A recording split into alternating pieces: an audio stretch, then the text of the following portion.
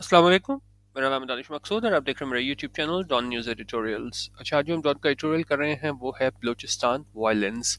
जैसे हमको पता है कि जी बलूचिस्तान में केपी उस साइड पे है ना, वो दहशतगर्दी में काफ़ी ज़्यादा इजाफा हुआ हुआ है, तो इस बारे में तशवीश का इज़हार किया गया है। और इसमें सबसे बड़ी बात की गई है वो ये है कि अगर यहाँ पे हम देखें तो यहाँ पे कह रहे हैं कि जी यो ट्रबलिंग एस्पेक्ट हमें नज़र आ रहा है वो ये है, ये सामने आया है, ये सारे जो इसमें इन्होंने वाक़यात बताए हैं, दहशतगर्दी के जितने भी वाक़यात हुए हैं उनका उसमें इस इम्कान को ज़ाहिर किया जा रहा है कि टीटीपी और बलोच मिलिटेंट्स जो है ना वो मिल के काम कर रहे हैं। ठीक है, तो ये इस चीज़ पे इन्होंने शदीद जो है ना वो खदशात का इजहार किया है। इसमें हम बाकी भी देखेंगे कि किस तरीके से इन्होंने दिसंबर 25 का ही इंतखाब किया दूसरे वाक़यात में, और जितने भी दूसरे वाक़यात हुए थे पहले उनको बताया गया है, और फिर जो इन्होंने जिम्मेदारी भी कबूल की इसमें जो दहशतगर्द तंजीम है। ठीक है, तो उस हवाले से यहाँ पे जिक्र किया गया है, इसको हम देख लेते हैं। करेंगे जी, after KP and Islamabad were rocked by episodes of militant violence over the past few days, Balochistan experienced a bloody weekend when security personnel as well as non-combatants were subject to acts of terror। ठीक है, जिस तरह ये तो अभी बलोचिस्तान में वाक़या हुआ है, इससे पहले केपी इस्लामाबाद में हुआ था। उन्होंने कहा कि किसके बाद KP and Islamabad were rock by rock, यहाँ पे क्या मतलब होता है, तो कोई चीज बिल्कुल to shock somebody something very much और मेक देम अफ्रेड। ठीक है, तो एक तरीके से यहाँ भी कह सकते हैं कि बहुत ज्यादा शॉक की कैफियत थी, और बहुत ज्यादा आप इसको कह सकते हैं कि जी एक खौफ भी तारी हो गया। इस वजह से, किस वजह से, ये जो मिलिटेंट वायलेंस हुई थी हमारे पास पिछले कुछ दिनों से, और उसके बाद केपी इस्लामाबाद के बलोचिस्तान ने भी यही चीज़ एक्सपीरियंस की। ये ब्लडी वीकेंड, ये बहुत ज़्यादा खून खराबा हमें देखने को मिला वीकेंड पे, जब ये सिक्योरिटी पर्सनल थे, और साथ ही साथ ये क्या है, नॉन कॉम्बैटेंट्स क्या होते हैं, एक तो वो लोग होते हैं ना जो एक्टिवली पार्टिसिपेट कर रहे होते हैं किसी जंग में, किसी उसमें ऑपरेशन में, लेकिन नॉन कॉम्बैटेंट क्या होते हैं, ये हमारे पास है, non combatant is a term of art in the law of war and international humanitarian law to refer to civilians who are not taking a direct part in hostilities.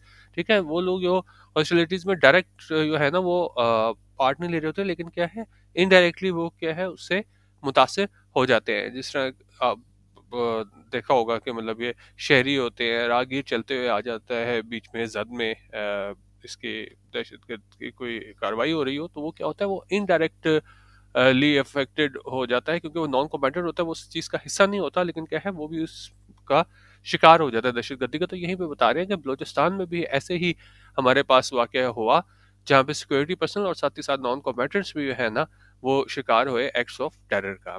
ठीक है, अच्छा, अब इसमें वाक़यात बता रहे हैं कि जी two incidents occurred on Saturday, in which at least five security men belonging to the FC and levies were martyred in Turbat and Cheman respectively। उनका दो इंसिडेंट हुए सैटरडे को, जिसमें कम से कम पांच सिक्योरिटी के लोग जो जिनका ताल्लुक एफसी और लेवी से था, वो क्या है, वर मार्टर्ड। मार्टर्ड होते शहीद, शहीद ना, शहीद होना, तो उन्होंने कहा उनको शहीद कर दिया गया। कहाँ पे, तुर्बत एंड चमन रिस्पेक्टिवली। और the band TTP took responsibility for the Chaman attack. और इंपॉर्टेंट चीज़ क्या है, ये बैंड टीटीपी है, उन्होंने जिम्मेदारी कबूल कर ली इस चमन अटैक की। ठीक है, Sunday which was the Qaed's birthday as well as Christmas, saw even more violence as at least six security men were martyred। उनका संडे जब कायद आजम की बर्थडे भी थी और साथ ही साथ क्रिसमस भी था, हमने वहाँ पे देखा मजीद वॉयलेंस को देखा, तशद्दुद कार्रवाइयों को देखा, जहाँ कम से कम छः सिक्योरिटी वाले लोग थे वो क्या है उनको शहीद कर दिया गया। अच्छा, अब ये M dash to M dash में आपको बताया हुआ है इसको पढ़ने का क्या तरीका होता है कि जी पहले आप उसको छोड़ लिया करें। जिस तरह अगर हम इसको यहाँ देखें ना, हम यहाँ पे अगर सिर्फ इसको संडे देखें और ये डैश टू डैश विच से लेके क्रिसमस तक हम छोड़ दें, तो Sunday saw even more violence, Sunday को मजीद वॉयलेंस को देखा गया, जहाँ कम से कम छह सिक्योरिटी मैन जो है ना वो क्या है शहीद कर दिए गए। उसके बाद अब ये डैश वाला साथ मिला लिया करें, संडे संडे को डिस्क्राइब किया गया है कि भाई संडे क्या था, ये कायद की बर्थडे थी, साथ ही साथ क्या है क्रिसमस भी थी। ठीक है, तो इसको आप साथ भी पढ़ सकते हैं, लेकिन ज़्यादा जो बिगिनर्स होते हैं उनको क्योंकि वो सेंटेंस बड़ा हो जाता है, तो वो प्रेफर इस तरह क्या करें कि डैश टू डैश छोड़ के पहले सारा सेंटेंस पढ़ लें, फिर आपको डैश टू डैश पता चल जाएगा, और ज़्यादा उसमें इन्फॉर्मेशन दी गई होती है। जिस तरह यहाँ पे संडे के बारे में इन्फॉर्मेशन दी गई थी कि उस दिन की जो ज़्यादा सिग्निफिकेंस थी, अहमियत थी, वो क्या था। अच्छा, अब ये सारे वाक़यात में बता रहे हैं, ये सबसे ज़्यादा जहाँ पे ब्लडीएस्ट इंसिडेंट अकर हुआ वहाँ पे क्या है, कोलोस का एरिया, वहाँ पे हुआ, जहाँ पे 5 आर्मी ट्रूप्स जिसमें कैप्टन भी शामिल था, उन्होंने अपनी जान खो दी। कहाँ पे, इन एन आईईडी ब्लास्ट में। और फिर कह रहे हैं the proscribed BLA has claim responsibility for the attack. अच्छा, ऊपर टीटीपी ने रिस्पॉन्सिबिलिटी क्लेम की थी और यहाँ पे क्या हुआ है, यो प्रोस्क्राइब्ड बीएलए। अच्छा, प्रोस्क्राइब क्या होता है? प्रोस्क्राइब होता है बैंड, ठीक है। तो इसको आप प्रिस्क्राइब से खासतौर पे कंफ्यूज ना कीजिएगा, PRES होते हैं स्पेलिंग, तो आप वोकेबलरी के साथ साथ मीनिंग्स भी, स्पेलिंग भी देखा करें। तो ये हमारे पास प्रोस्क्राइब्ड है और ये क्या होता है? बैंड। तो यानी बैंड जो बीएलए थी उसने रिस्पॉन्सिबिलिटी कबूल कर ली है इस अटैक की। Acha. Meanwhile, in Zob, another soldier was martyred, while security men as well as civilians, including children, were injured in attacks in Quetta, Hub, and Kalat. और उनका इस दौरान जो जोब में था एक और सोल्जर, जो एक और सिपाही था वो शहीद हुआ, जबकि सिक्योरिटी के लोग खास और साथ ही साथ जो सिविलियंस भी थे, आम शहरी भी थे, जिसमें बच्चे भी शामिल थे, वो जख्मी हुए अटैक्स में। और ये अटैक्स कहाँ कहाँ हुए थे? कोयटा, हब और कलात में हुए थे, ठीक है। अच्छा, और उसमें क्या है, अब ये सिग्निफिकेंस बता रहे हैं सारे कुछ, इन्होंने 25 को ही क्यों किया? क्योंकि ज़ाहिर है एक सिग्निफिकेंस होता है, एक अलामती एक एक अलामत के तौर पे इन्होंने वहाँ पे किया था कि उस दिन के खास उस दिन को मतलब जो इन्होंने ऐसी कार्रवाइयाँ की।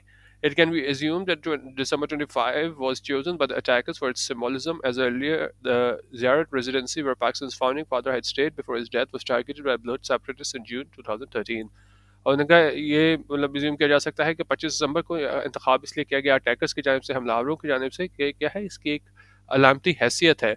और साथ ही साथ जो ज़ियारत रेजिडेंसी की बात करें जहाँ पे पाकिस्तान के फाउंडिंग फादर थे वो रहे थे अपनी डेथ से पहले, उसको टारगेट किया गया था बलोच सेपरेटिस्ट की जानब से जून 2013 में। अच्छा, बाकी वो बात हमने ऊपर बताई थी कि इसमें वाक़यात बता के दहशतगर्दी के ये बताया जा रहा है कि किस तरीके से जो है ना वो खदशात का इज़हार किया गया है कि टीटीपी और बलोच मिलिटेंट्स मिल के ये काम कर रहे हैं। Again, there have been reports in social and mainstream media, although nothing conclusive has emerged। और इनका ऐसी रिपोर्ट्स हमारे पास आ रही है मेन स्ट्रीम मीडिया में, अगर उनका कोई चीज़ कंक्लूसिव निकल के सामने नहीं आई है, वाजे नहीं है। The weekend violence affected both Pashtun and Baloch majority areas of Balochistan। उनका ये वायलेंस हुई थी वीकेंड पे, इसने मुतासर किया है दोनों पख्तून और बलोच मेजॉरिटी एरियाज को बलोचिस्तान के।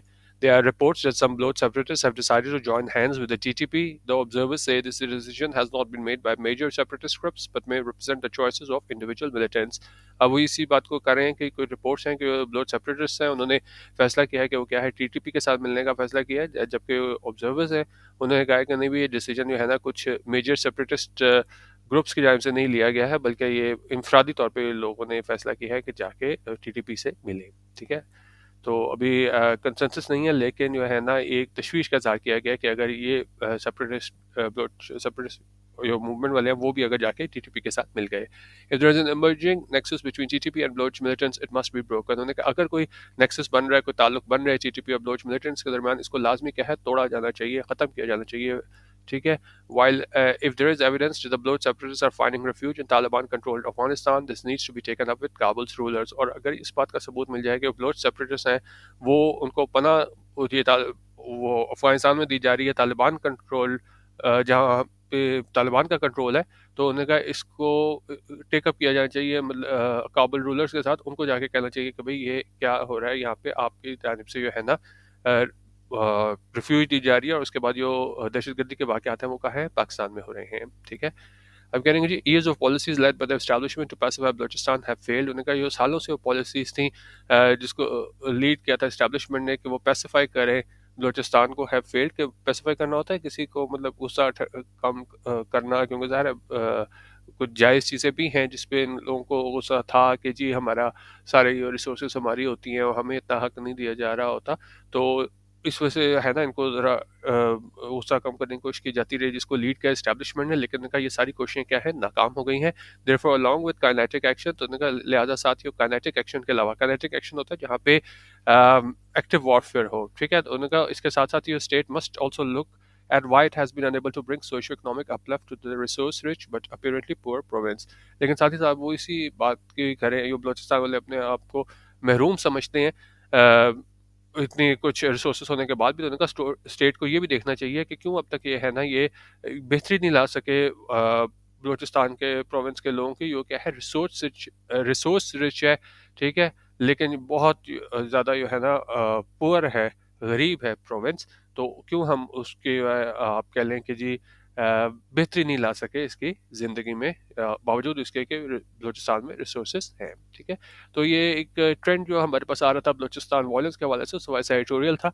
जो भी नई डेवलपमेंट्स हो रही हों तो उस पर ख़ास नज़र रखा करें, और वहाँ पे अब जिस तरीके से इन्होंने वहाँ पे जिम्मेदारी कबूल की और जो इंसिडेंट्स में इजाफा हो रहा है, यकीनन पाकिस्तानी गवर्नमेंट के लिए है ना बहुत ज़्यादा तशवीशनाक ये बात है, और यकीनन इसको काबुल के रूलर से भी जाके बात करनी चाहिए। जिस तरह इन्होंने कहा कि अगर वहाँ से एविडेंस साबित हो जाए कि ये जितने भी ये मिलिटेंट्स हैं इनको वहाँ पे रिफ्यूज हासिल है तालिबान कंट्रोल अफगानिस्तान में। ठीक है, ये था हमारा आज का एडिटोरियल। बाकी हमारा एडिटोरियल ग्रुप ज्वाइन करना हो तो 0312 419 1070 यहाँ पे व्हाट्सएप करके आप हमारे पेड व्हाट्सएप ग्रुप का हिस्सा बन सकते हैं, जहाँ हम डेली एडिटोरियल वीडियो, पीडीएफ और हाईलाइट्स और इंटरनेशनल मैगजीन्स और न्यूज़पेपर शेयर करते हैं। वीडियो देखने का बहुत शुक्रिया। अल्लाह हाफिज़। पाकिस्तान जिंदाबाद।